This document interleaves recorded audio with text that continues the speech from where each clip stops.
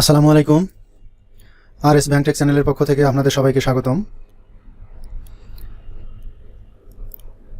আজকে যে বিষয়টি আমরা শিখব সেটি হচ্ছে ক্রেডিট কার্ডে নন ট্রানজ্যাকশনাল ফি বা চার্জ আরোপ এবং আদায় প্রসঙ্গে।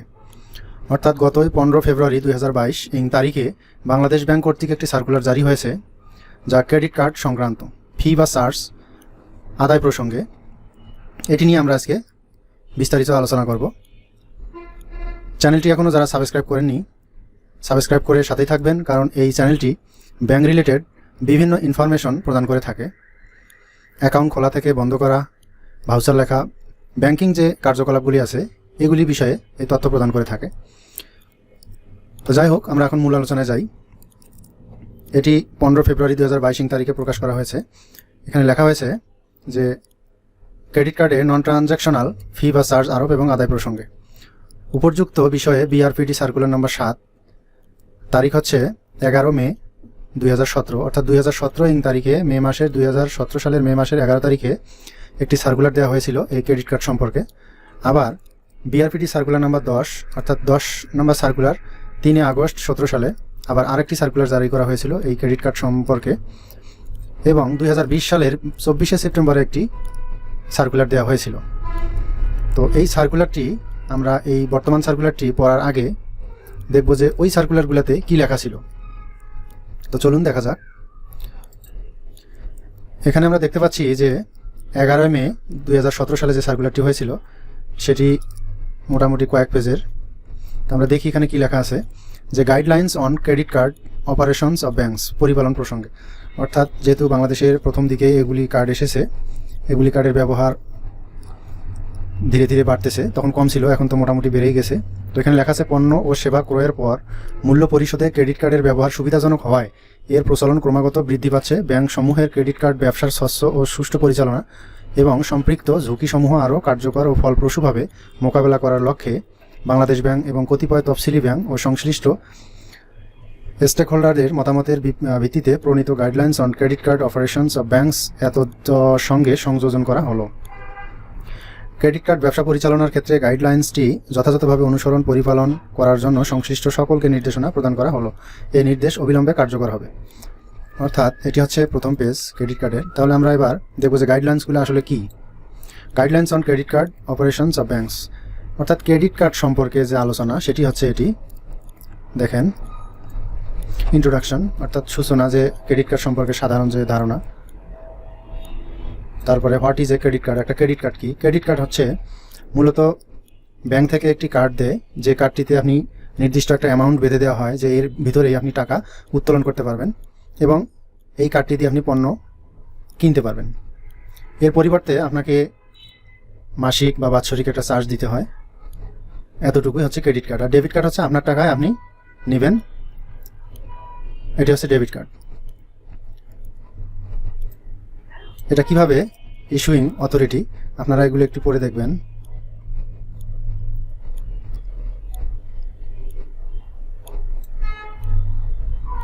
Types of credit cards, credit card অবশ্য দুই ধরনের হয়ে থাকে, এই যে ইনটু টু টাইপস। একটি হচ্ছে জেনারেল পারপোজ কার্ডস, আর একটি হচ্ছে private level cards.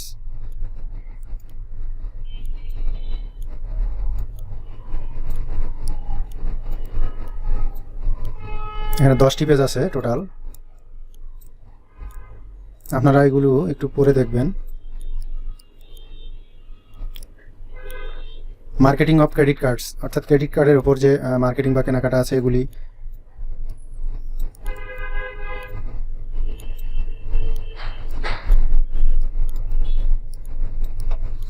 Eligibility of customers,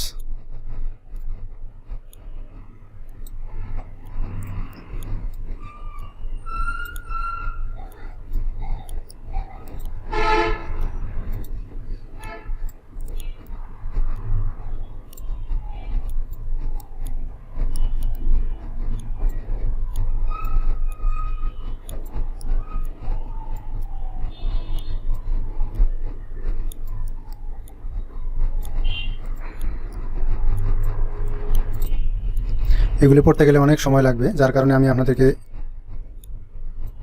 দেখিয়ে দিচ্ছি।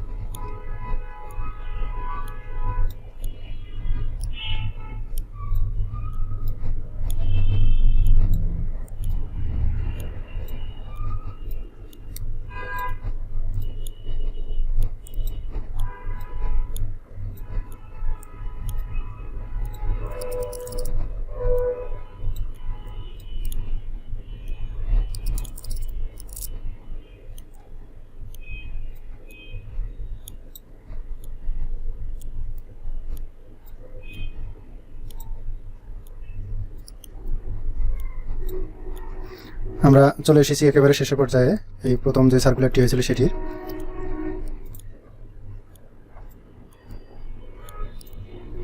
আপনারা এগুলি ভালো করে জেনে নেবেন বা একটু পড়ে নেবেন। এবার আমরা দেখব এর পরবর্তী যে সার্কুলারটি হয়েছিল সেটি। এটি মাত্র 1 পেজের একটি সার্কুলার। দেখেন, এটি 3 আগস্ট 2017 সালে আবার একটি সার্কুলার দিয়েছে, guidelines on credit card operations of banks সংশোধন প্রসঙ্গে, অর্থাৎ কিছু সংশোধন করা হয়েছে।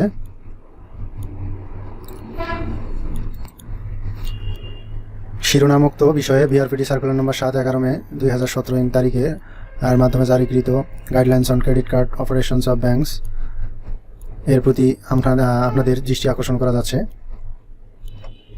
উক্ত গাইডলাইন্স বাস্তবায়নকালে ব্যাংকসমূহ কিছু কিছু প্রায়োগিক ও কারিগরি সমস্যার সম্মুখীন হচ্ছে মর্মে বাংলাদেশ ব্যাংক অবহিত হয়েছে। সার্বিক বিষয়াবলী পর্যালোচনান্তে ক্রেডিট কার্ডের ব্যবহারের উপযুক্ততা বৃদ্ধি সহ ক্রেডিট কার্ডকে জনপ্রিয় করার লক্ষ্যে এবং ব্যাংকসমূহের পরিপালনের সুবিধার্থে উল্লেখিত গাইডলাইন্সের 10C, 12C, 13F, 14D, 18E এবং 19A, অর্থাৎ এই পয়েন্টগুলি, এগুলি আপনারা একটু পড়ে দেখবেন। দেখেন এখানে সিকিউরিটি অফ ক্রেডিট কার্ডস, অর্থাৎ এর পিন নাম্বার কীভাবে করা যায় সেটি সম্পর্কে দেখেন। আপনারা পরবর্তীটি সার্কুলারটি যেটি হয়েছিল সেটি দেখলেন। এখন আমরা দেখব এর পরবর্তী সার্কুলারটি। এটি মূলত 15 ফেব্রুয়ারি 2022 তারিখে এটি প্রকাশ করা হয়েছে। ক্রেডিট কার্ডের নন ট্রানজ্যাকশনাল ফি বা চার্জ আরোপ এবং আদায় প্রসঙ্গে, অর্থাৎ বাংলাদেশ ব্যাংক অলরেডি অবহিত হয়েছেন যে ক্রেডিট কার্ডের বিভিন্ন ফি বা চার্জ অহেতুক কাটা হচ্ছে বিভিন্ন ব্যাংক কর্তৃক। এই মর্মে এই সার্কুলারটি জারি করা হয়েছে। বিআরপিটি সার্কুলার নম্বর 7 এবং 17 এর মাধ্যমে প্রণীত guidelines on credit card operations of banks এর 12 নং অনুচ্ছেদে ক্রেডিট কার্ডের সুদ মুনাফার হার অন্যান্য চার্জ বিষয়ক নির্দেশনা প্রদান করা হয়। পরবর্তীতে বিআরপিটি সার্কুলার নম্বর 17 2017 সালের বিআরপিটি সার্কুলার নম্বর সুদ মুনাফার পুনঃনির্ধারণ করা হয়। এছাড়া 2020 সালের অপরিশোধিত বিলের উপর সুদ বা মুনাফা আরোপ, ক্রেডিট কার্ডের বিপরীতে নগদে উত্তোলন বিলম্ব ফি আদায় বিষয়ক নির্দেশনা প্রদান করা হয়। সম্প্রতি লক্ষ্য করা যাচ্ছে যে ক্রেডিট কার্ড ইস্যুর পরে গ্রাহক উক্ত কার্ড সক্রিয় করার পূর্বেই, অর্থাৎ কার্ডটি যখন ব্যাংক থেকে নিয়েছেন একজন গ্রাহক, তো এটি সক্রিয় বা এটি ব্যবহার করার পূর্বেই বা অ্যাক্টিভ করার পূর্বেই ব্যাংক কর্তৃপক্ষ কিছু চার্জ, বিভিন্ন ধরনের নন ট্রানজ্যাকশনাল ফি বা চার্জ, অ্যানুয়াল ফি, সিআইবি ফি, SMS ফি, এগুলি কেটে নেন এবং তা অনাদায়ী গ্রাহককে বিরূপ মানে শ্রেণীকরণ করা হয়েছে, যার ফলশ্রুতিতে জনসাধারণের মাঝে বিভ্রান্তি সৃষ্টি হচ্ছে, গ্রাহক বিবিধ ক্ষয়ক্ষতির সম্মুখীন হচ্ছে। মূলত এটি হচ্ছে মূল কারণ যে ফি বা চার্জগুলি নেওয়া হচ্ছে অহেতুক, যেহেতু গ্রাহক সেবা পাচ্ছেন না, সেবা নেওয়ার আগেই চার্জ কেটে নেওয়া হচ্ছে। যার কারণে এই সার্কুলারটি বাংলাদেশ ব্যাংক দিয়েছেন। তো আপনারা একটু পড়ে দেখবেন, আপনাদের সুবিধার জন্য আমি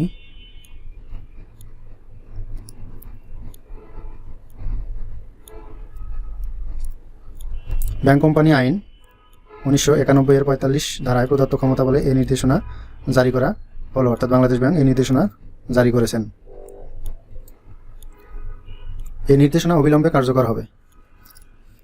তো মূলত এটি ছিল আজকের মূল আলোচনা। ভিডিওটি যদি ভালো লাগে অবশ্যই সাবস্ক্রাইব করবেন, লাইক, কমেন্ট, শেয়ার করবেন। দেখা হবে অন্য কোনো দিন অন্য কোনো বিষয় নিয়ে। আজকের মতো এখানেই শেষ করছি। আসসালামু আলাইকুম।